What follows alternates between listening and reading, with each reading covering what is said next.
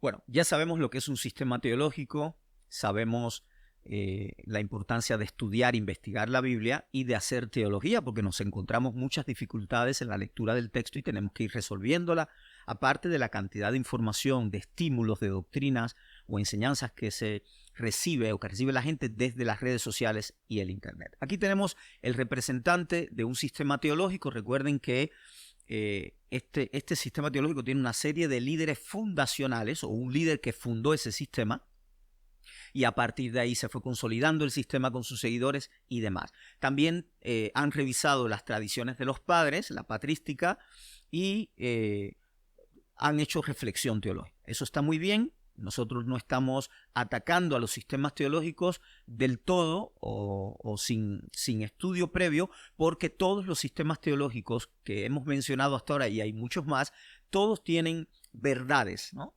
Pero muchos tienen algunos puntos doctrinales que no se corresponden con las Escrituras. Y vamos a ver cómo se maneja esto.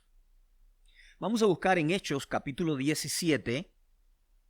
Ahí ustedes anotan en sus agendas, después reflexionan, anotan los puntos. Hechos 17, del 10 en adelante. Vamos a leer. Enseguida los hermanos enviaron de noche hacia Berea a Pablo y a Silas, quienes una vez llegados fueron a la sinagoga de los judíos, pero estos eran de mente más abierta, algunas versiones dicen más nobles, que los que estaban en Tesalónica, y recibieron la palabra de Dios con buena disposición, examinando, subrayan esa palabra, cada día las Escrituras para ver si estas cosas eran así. Miren que estos judíos que estaban en Berea, en la sinagoga de Berea, eran personas más abiertas, más tranquilas que los judíos de la sinagoga en Tesalónica. Lean a principio del capítulo 17 y van a ver el alboroto que se formó en Tesalónica por las enseñanzas de Pablo. Normalmente cuando Pablo llegaba a una ciudad, iba a las sinagogas y ahí se reunía y enseñaba que Jesús era el Mesías que estaba prometido en las escrituras hebreas. Recuerden que en esta época las personas no tenían el Nuevo Testamento se estaba formando probablemente a partir de tradiciones orales. Jesús iba por muchos lugares enseñando y estas personas iban hablando, replicando la información. También no podemos negar que pudieron haberse empezado a escribir algunos textos, recopilando algunos datos, alguna información, algunos relatos, y las escrituras que se usaban eran las del Antiguo Testamento. Ahora, miren que los judíos de Berea lo que estaban haciendo era tomando las enseñanzas de Pablo, que las recibieron con muy buena disposición, pero examinaban las escrituras para ver si lo que Pablo decía se ajustaba a las escrituras. A esto le vamos a llamar contrastación. ¿Qué cosa es contrastar? Bueno, yo voy a tomar el sistema teológico con las enseñanzas de sus líderes, con los puntos doctrinales, y los voy a contrastar a ver si esto que está aquí aparece bien justificado, bien fundamentado, en las escrituras, meticulosamente fundamentado, y que no viola, que este sistema teológico con sus enseñanzas y el carácter de sus líderes y sus seguidores no violan el carácter, la justicia, el amor de Dios, el que Jesucristo nos vino a revelar. Recuerden Juan 1:18. Para complementar esta enseñanza, vamos a ir a 2 Timoteo capítulo 3, verso 16, que es un texto que mucha gente se sabe de memoria, pero hay que tomarlo en cuenta todo el tiempo. Recuerden que en la tradición protestante y evangélica la sola escritura es fundamental. Ahora, con sola escritura no estamos diciendo que la historia no es importante, que la tradición patrística no es importante en absoluto. No estamos diciendo eso. La historia es fundamental, es importante. Tenemos que saber por qué se originan, cuáles son las causas y las consecuencias, el entorno histórico, el escenario histórico de los líderes que generaron estos sistemas teológicos que después se fue consolidando con sus seguidores. También es importante la patrística, porque los padres empezaron a escribir libros a partir de los apóstoles o la muerte de los apóstoles. Empezaron a escribir libros donde citaban los textos tanto del Antiguo como del Nuevo Testamento. Y estos textos también nos interesan para ver cuáles eran las variantes de lectura que ellos utilizaban. Bueno, eso es una cuestión de crítica textual, que no vamos a hablar de eso en otro momento, vamos a hacer algunos trabajos, pero ahora lo que me interesa es decirles que los sistemas teológicos son respetables en la medida en que fundamentan todo lo que creen en las Escrituras. Y cuando toman elementos de la patrística de los padres de la iglesia, del segundo, tercer, cuarto, quinto, sexto siglo, es importante que estos padres también se alinearan rigurosamente a las enseñanzas de Jesús y los apóstoles. El hecho de ser padres famosos, de ser personas famosas, muy conocidas, no significa que siempre van a decir, se van a corresponder con la realidad, lo que dicen. Por eso yo les recomendaba el video de qué es la verdad. Segunda Timoteo 3:16 dice así. Lo voy a leer en una versión que se alinea bastante bien al texto griego, porque aquí aparecen sustantivos y ustedes van a ver cómo se lee esto. Dice 3:16. Toda la escritura es inspirada por Dios y útil para la enseñanza, para la refutación del error. Aquí es donde otros textos dicen para refutar o para redarguir la refutación del error, para la corrección, para la instrucción en justicia, en la justicia, a fin de que el hombre de Dios sea completamente calificado y equipado para toda buena obra. Hay otra versión que dice, a fin de que el hombre de Dios sea perfecto, enteramente preparado para toda buena obra. Así que los cristianos, las cristianas tienen que estar calificados para toda buena obra y para enseñar en la casa, en las calles. A veces respondemos preguntas, la gente tiene muchas objeciones, entonces tenemos que estar calificados. Y primero que todo estamos calificados cuando hemos sido enseñados, educados, formados y consolidados a partir de las Sagradas Escrituras. Si alguien quiere saber a qué se refiere esta escritura, porque con eso también hay polémica cuando Pablo dice toda la escritura es inspirada por Dios, el verso 15 lo enseña bien. En la mente de un judío como Pablo, cuando dice lo siguiente, ya que desde niño conoces las sagradas escrituras, las cuales pueden hacerte sabio en la salvación que por la fe hay en Jesús el Mesías. Es decir, cuando se dice toda la escritura o toda escritura es inspirada por Dios, Pablo se está refiriendo a las sagradas escrituras para los judíos. Por ahí te doy una idea y que después la puedes reflexionar. Ahora entonces estamos viendo que las Sagradas Escrituras para nosotros son fundamentales, fundacionales y deben tener la última palabra en todo proceso de quehacer teológico para todo sistema teológico. No deberíamos denigrarnos unos a otros por tener sistemas teológicos que se difieren en algunos puntos. Estoy pensando en el caso del calvinismo y el arminianismo, que es una polémica bastante fuerte en nuestros tiempos y en otros tiempos. Aquí hay una tradición de debates, de conversatorios de algunos cientos de años y debemos tener mucho cuidado, tomando en cuenta todo lo que hemos enseñado en este video hacia atrás. Así que es verdad que hay puntos donde calvinistas y arminianos difieren, pero hay muchos puntos donde confluyen, hay muchos puntos de encuentros y muchas enseñanzas y doctrinas y teología que son iguales. Así que hay que tener cuidado a la hora de decir este no es cristiano, aquel no es cristiano, este es un hereje. Recordemos siempre el mandamiento del Señor Jesús, que os améis unos a otros como yo os he amado, que también se amen ustedes y se traten bien. Así que en esta relación de diálogo, de interacción y de contrastación de los sistemas teológicos con las Escrituras, la recomendación que nosotros siempre hacemos, que debe haber un espíritu afable, respetuoso, tolerante, firme. Por supuesto, tolerante aquí no significa que voy a aceptar todo lo que la gente diga, no. Yo voy a contrastar siempre los sistemas teológicos, las escuelas de pensamiento, los modelos de la teología, inclusive de las ciencias bíblicas, los voy a contrastar con las Escrituras.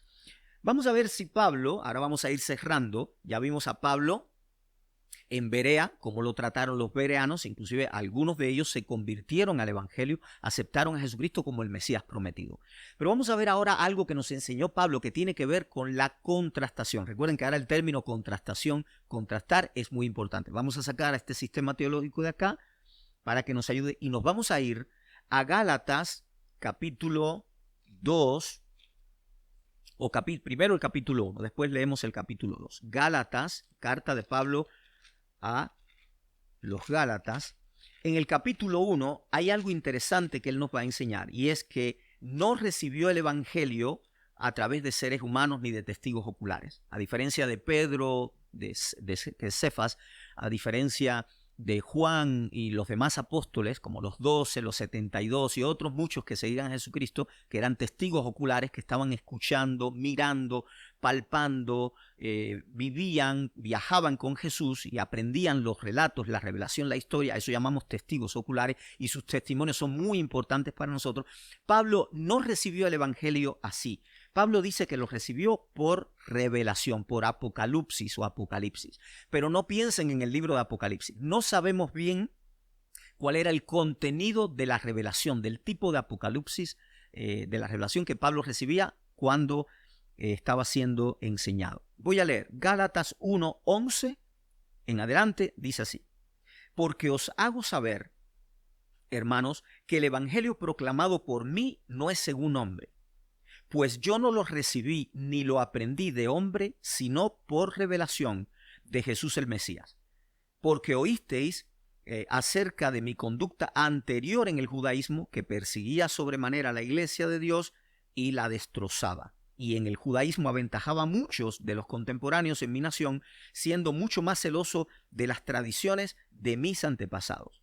Ahora, hasta ahí estamos bien. Pablo está diciendo que el evangelio no lo recibió. Todo el contenido del evangelio no lo recibe por hombres, por seres humanos, sino por revelación de Jesús el Mesías. Eso es muy importante que lo mantengan en la mente, pues Pablo está hablando de este tipo de revelación en muchos lugares. Y Pablo también en 2 Corintios capítulo 12 dice que fue llevado al tercer cielo y oyó cosas que al hombre no le son dadas a expresar, y ya ustedes saben el resto del relato, ¿no? Lo que pasó.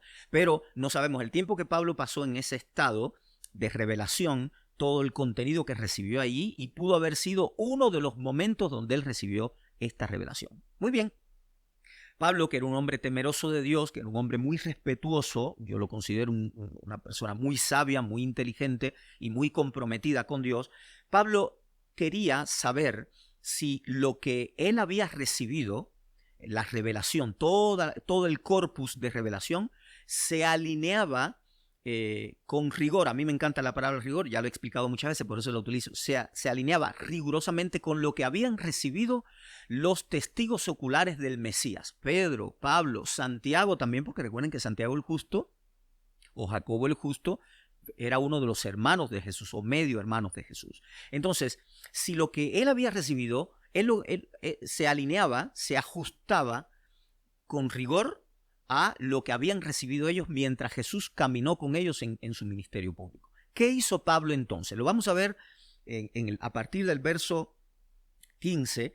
Pero cuando el que me separó desde el vientre de mi madre y me llevó por su gracia, se agradó de revelar a Jesús en mí para que lo proclamara entre los gentiles, no consulté enseguida a carne y sangre. Bueno, Pablo dice que se fue a un lugar, allá se pasó algún tiempo, y el verso 18, estoy en Gálatas 1:18, dice: luego, después de 3 años, subí a Jerusalén a visitar a Cefas, y permanecí con él 15 días. Nos interesa esa visita que Pablo le hizo a Cefas, que es uno de los testigos oculares, y estuvo 15 días con él. Si ustedes saben que estar 15 días con una persona, si tú vas con un propósito definido y con las preguntas preparadas y tú vas dispuesto a contrastar, entonces el tiempo es suficiente, es bastante bueno. ¿Qué pasa con este texto? Yo tengo acá el texto del Nuevo Testamento en griego y quiero que vean una palabra muy importante, que es la que nos va a ayudar a nosotros a entender qué es lo que está sucediendo aquí. Bueno, el texto está muy bien, plantea bien el tema de luego de 3 años. ¿Qué hizo él? Fue a Jerusalén, Hierosóluma, Historesai, eis Hierosóluma o Hierosóluma, Historesai. ¿Qué significa esto? Fui a visitar, no está mal, pero fui a investigar. El término historesai suena a historeo, historia. De ahí se derivó el término que nosotros conocemos, tanto en latín, hispano, historia. Ahora, ese término que está ahí nos dice a nosotros que Pablo fue a hacer historia. Ahora, cuando tú ibas al mundo griego, ¿qué pensaban los griegos sobre el término historeo, el verbo historeo? Ahí hay una forma verbal de historeo. Escuchen todo el tiempo el término. Aquí tengo un libro de filosofía de la ciencia, que no es un libro religioso ni es un libro de teología sistemática, y dice así: dimensiones de la historia. Cuando el antiguo griego pronunciaba la palabra historia, historia, se refería inicialmente a una investigación científica o a una descripción de las cosas. En este último sentido, hablaba de una historia de los animales, de los minerales, etc. Después la palabra significó la narración de los sucesos humanos y en este sentido se hablaba de historia civil, religiosa, etc.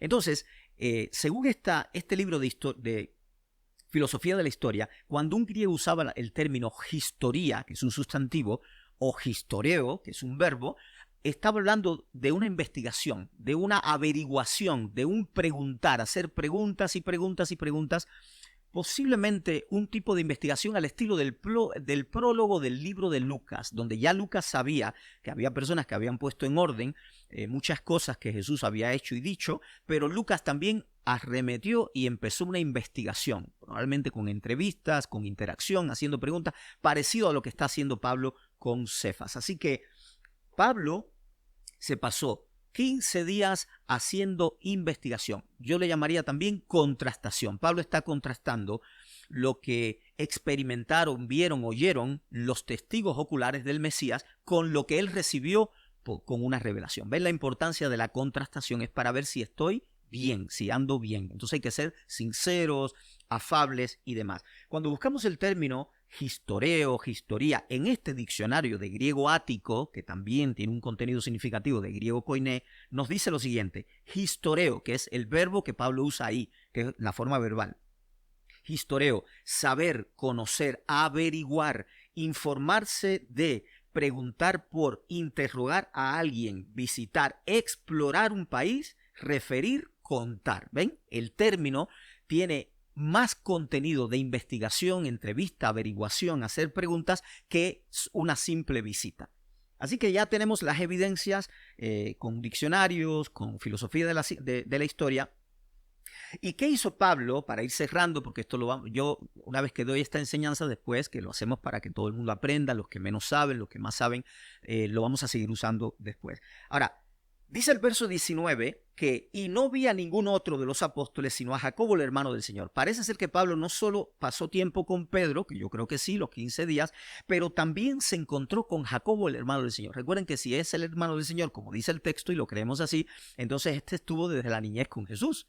Lo conoció, respiró con él, comían juntos, lo veía su forma de vida y después en el ministerio, si bien Jacobo el justo, hermano del Señor, no fue un discípulo como lo demás de Jesús, sino que probablemente se convirtió cuando Jesús tuvo las apariciones después de la resurrección, pero tiene mucha información. Y por último, para cerrar, Pablo, tenemos el texto, vamos a hacer el análisis del texto, que nos va a concretar el proceso de contrastación que Pablo ha realizado con Cefas primero, con Jacobo el hermano del Señor y con otros apóstoles que vamos a ver en este momento. Una vez que Pablo se reúne entonces con Pedro, con Cefas, durante 15 días y hace historeo, hablemos así para ayudar en el proceso, y también probablemente hizo algunas entrevistas a Jacobo, porque lo dice que inmediatamente solo se reunió con Jacobo y con ningún otro de los apóstoles. Si seguimos viendo en Gálatas capítulo 1, dice así, el verso 21, después fui a las regiones de Siria y de Cilicia, y era desconocido de cara por las iglesias de Judea, las que eran en el Mesías. Solo oían a aquel que en un tiempo nos perseguía, ahora proclama la fe que antes trataba de destruir, y glorificaban a Dios por mí. Y entramos en el capítulo 2 de Gálatas, y ahí va a cerrar la información que nos hacía falta, para conocer un poco el carácter y los procedimientos teológicos que Pablo utilizaba para asegurarse de estar en la verdad, de corresponderse con la realidad. Capítulo 2 de Gálatas, versos 1 y 2, dice: después, pasado 14 años, subí otra vez a Jerusalén con Bernabé, llevando también conmigo a Tito. Y subí según una revelación. Ven, Pablo vuelve a la idea del Apocalipsis, ese tipo de revelación que él recibía. Recuerden, no lo pueden tener conectado con el libro de Apocalipsis porque son dos cosas distintas, o por lo menos en su contexto.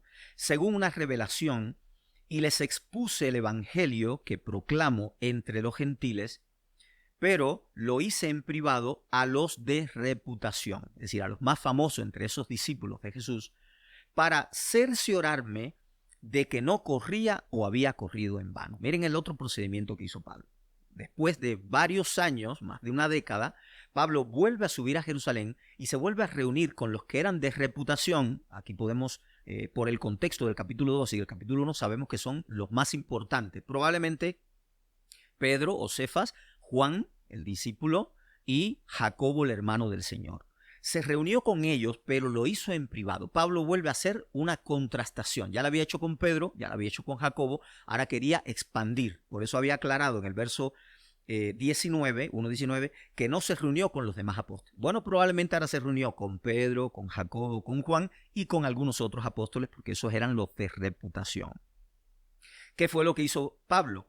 Pablo dice que les expuso en privado a los de reputación lo que él enseñaba, lo que proclamaba entre los gentiles, para asegurarse, para cerciorarse de que no corría o había corrido en vano. En la mente de Pablo había la posibilidad de haber corrido en vano o de estar corriendo en vano, es decir, estar enseñando cosas que no se correspondían con lo que los apóstoles fundacionales, los seguidores del Mesías, habían escuchado, visto, porque eran testigos oculares. Miren qué interesante, porque Pablo está siendo enfático en su procedimiento de contrastación. ¿Cuál sería el resultado? Bueno, en el primer encuentro con Cefas y con Jacobo, ahí no tenemos información, solo sabemos que él investigó, hizo entrevistas, averiguó, hizo preguntas, comparó, contrastó. Pero, ¿qué resultó del segundo encuentro en privado para ver si había corrido en vano? Dice el verso 6, Gálatas 2:6. Pero de los que parecían ser algo, lo que eran no me importa, Dios no hace acepción de personas, a mí ciertamente los de reputación nada me impartieron. Es decir, él concluye que todo lo que había recibido por revelación, por Apocalipsis, todo se correspondía con lo que Cristo había enseñado a sus apóstoles, a sus testigos oculares. Por eso él dice, ciertamente los de reputación, los famosos, nada me enseñaron, nada me impartieron. Por eso ya había dicho previamente en Gálatas 1 que él no recibió el evangelio por hombre alguno, sino por revelación. Es decir, allá introducía el proceso, después desarrolló, nos explicó el proceso. Y cierra el texto diciendo lo siguiente, verso 7. Al contrario, viendo que me había sido confiado el evangelio de la incircuncisión, como a Pedro o a Cefas, el de la incircuncisión, porque el que actuó en Pedro para el apostolado de la circuncisión, actuó también en mí para los gentiles. 9. Y reconociendo la gracia que me había sido dada, Jacobo, Cefas y Juan, quienes parecían ser las columnas, nos dieron la diestra a Bernabé y a mí en señal de compañerismo para que nosotros fuéramos a los gentiles y ellos a la circuncisión. Es decir, la conclusión de ese tipo de concilio, entre comillas, o sínodo, entre comillas, la conclusión de esta contrastación y de este comparar Pablo las grandes revelaciones que él recibía de parte de Jesucristo con los testigos oculares, la conclusión fue, te damos la mano, Pablo, te estrechamos la mano, estás en lo correcto, no has corrido en vano, no corres en vano. Tú que has recibido la gracia de Dios para ir y predicarle a los gentiles, vete y nosotros nos iremos a los judíos. Verso 10. Solamente nos pidieron que nos acordáramos de los pobres y eso fue precisamente lo que me forcé en hacer. Conclusiones. Todos los creyentes tienen de una forma u otra o pertenecen de una forma u otra a algún tipo de sistema teológico. Lo sepan o no lo sepan, estén conscientes o inconscientes de eso. O a lo mejor tienen alguna sección, alguna parte de un sistema teológico, otra parte de otro sistema teológico y otra de otro sistema teológico, porque a veces vemos mucho, y eso es muy común, que la gente picotea tanta información, se alimenta de esta fuente, a eso me refiero con picotear, un poco coloquial, pero es para que se entienda. Me alimento de esta fuente, de aquella, y al final lo que tienen ahí es una mezcolanza de cosas, ¿no? Es un conglomerado de cosas diferentes y muchas veces no han revisado, no han contrastado con las escrituras a ver si se mantienen firmemente en las sagradas escrituras, ¿no? En las enseñanzas de Cristo de los profetas y de los apóstoles. Por eso es importante que nosotros sigamos presentando una cosmovisión cristiana razonada, bien fundamentada, bien estudiada, investigada y contrastada con las Escrituras. Todo sistema teológico debe ser contrastado. Y les aseguro, por los años que tengo de experiencia en el campo académico, en el campo teológico, en la iglesia, hemos visto que todos los sistemas teológicos tienen puntos muy fuertes y algunos tienen puntos un poco débiles, que todavía hay que seguir revisando, reforzando más o corrigiendo, y si no se pueden corregir porque no tienen forma de corregirse, hay que desecharlos para adoptar lo que las Escrituras digan sobre algún punto teológico, alguna pregunta, alguna objeción. Con esto cerramos, creemos que será útil y seguimos desde las cosas más básicas hasta las más profundas, enfocándonos en el desarrollo del pensamiento cristiano desde la historia, la literatura, las ciencias bíblicas, la teología y, por supuesto, la Biblia, que es el fundamento lógico de todo discurso, pensamiento, conducta, estilo de vida y normas éticas y morales de los seguidores de Jesucristo. Saludos y nos volveremos a ver próximamente.